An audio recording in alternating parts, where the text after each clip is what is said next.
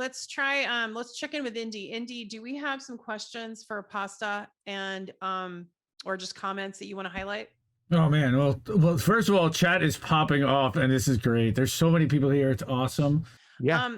So I wanted to come back around because we have a few minutes left, and I wanted to talk about Ukraine because that's a big topic on Convo Couch. Of course, you know, Fee's living in Moscow now, and you know, is hearing more a balanced view because we're only getting, you know, on the West, we're just getting a siphoned, like a pinhole view that's inaccurate. So let's talk about this proxy war because right after Daria Dugina was assassinated, and the FSB has said that it was the Ukraine SBU that did it. 2 days later, Joe Biden's administration gave $3 billion more in weapons to Ukraine. So where do you think this is going to end?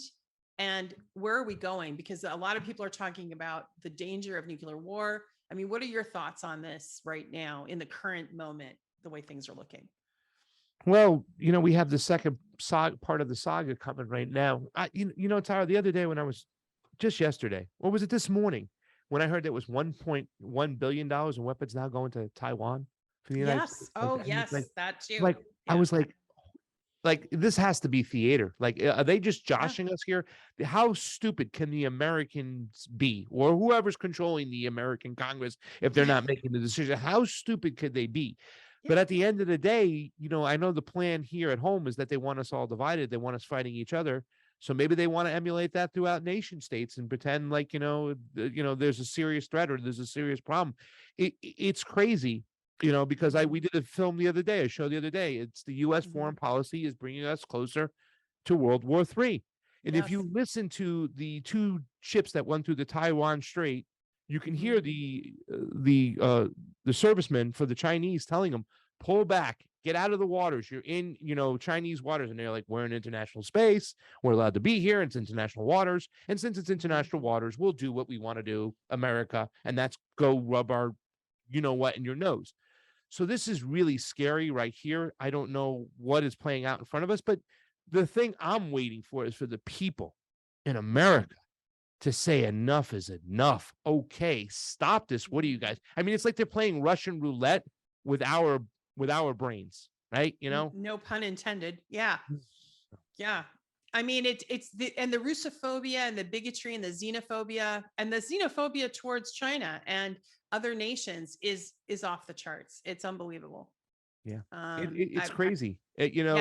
The propaganda, and it's straight propaganda that the mainstream media and the government are giving you. It's like the same act over and over again.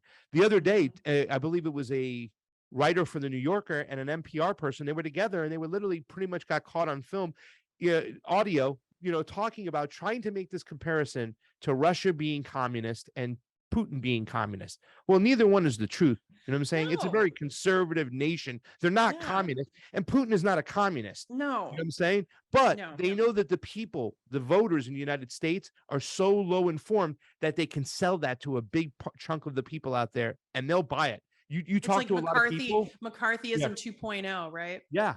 So the neo-McCarthyism. Yeah, that's amazing that people don't remember that, that Russia's not communist. It's capitalist. No. And I think, what I love about the fact that you and Fee have been talking about this is Fee's been giving the perspective from Moscow, saying, you know, talking about how they like their luxury stores from the Western European market, you know, that they're very capitalist, you know? Especially Moscow. At the beginning point of it, right? We're at the end point of capitalism. We're at the decline. They're at the beginning, and we'll see if they start getting monopolies, then they'll go in the same direction that the United States has gone, where you have very few people owning most of the wealth of the nation.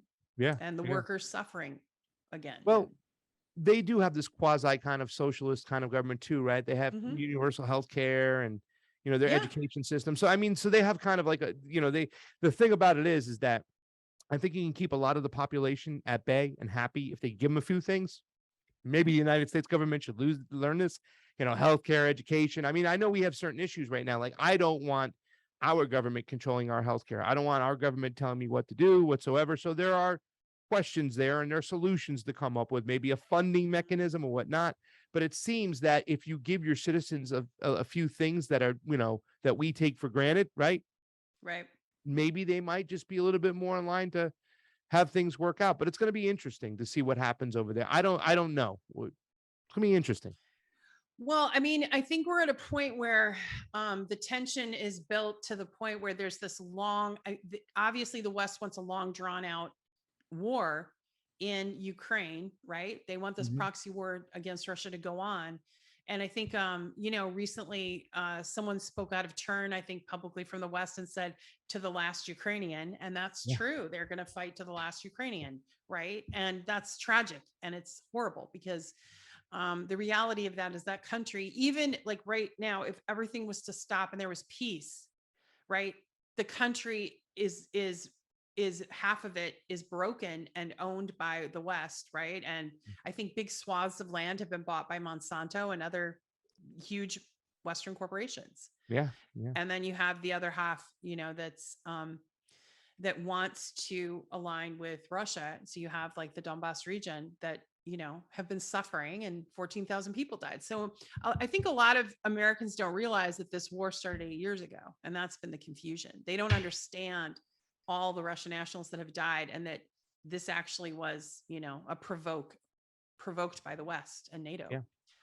Well, that shows you even too with like, Brianna Joy Gray had on Matt Duss on the show. This is a progressive. This is supposed to be the leftist, most anti-war, group out there in America when it comes to politics, right? Is Bernie's foreign policy advisor. He's sitting there going, well, when Russia invaded in 2014, it's like they controlled so much of the media. They suppressed any information getting out there. I learned so much from watching RT. I was watching Crosstalk with Mark Sloboda on it, and Peter Lavelle.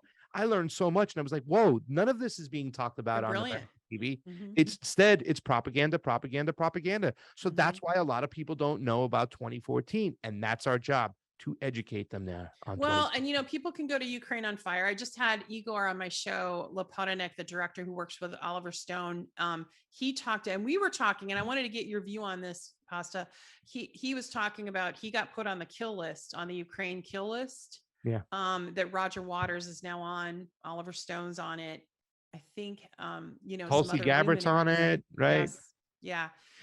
Someone rumored that I'm on one of the lists, either the blacklist. There's two. There's the blacklist, which is more media stuff. And then there's the kill list, which is very dangerous because people have been killed that are on that list. But you're seeing nothing in the Western media. What do you think about that?